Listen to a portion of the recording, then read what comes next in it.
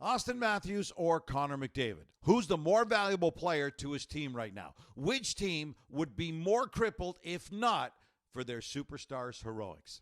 The parallels are remarkable at this point. Great example last night. The Leafs and the Oilers both fell behind 2-0. The Leafs to the Flames, the Oilers to the Seattle Kraken. And both Matthews and McDavid led huge comebacks for their teams. The day after Sheldon Keefe said he couldn't find anyone on his team that he could count on, Auston Matthews said, hold my beer.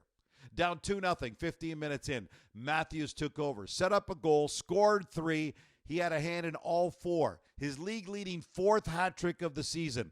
While that was going on, at almost exactly the same moment, just up the highway, also about 14 minutes into the first period, the Oilers fell behind 2-0 to the Kraken.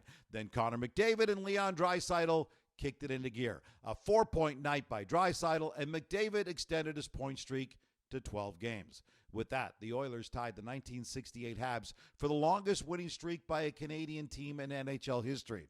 So Matthews now on pace to score 71. He would be the first to score 70 since Solani and McGillney 32 years ago. McDavid, 5 goals, 18 points over his 12-game point-scoring streak, and the Oilers have a 12-game winning streak. The parallels continue. With the wins, the Leafs and the Oilers both leapfrogged out of a wild card spot into third in their respective division.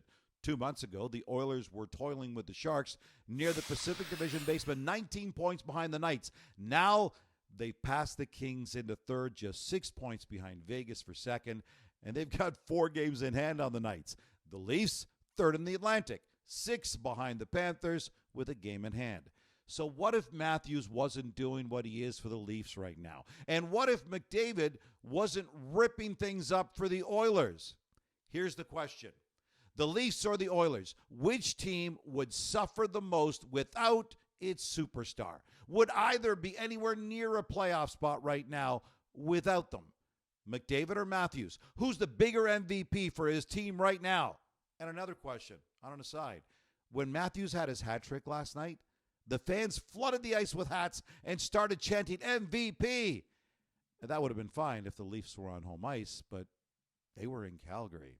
Is that offside for hockey fans in Calgary to pay that kind of tribute to a visitor? Love to hear what you have to say. The comments are open.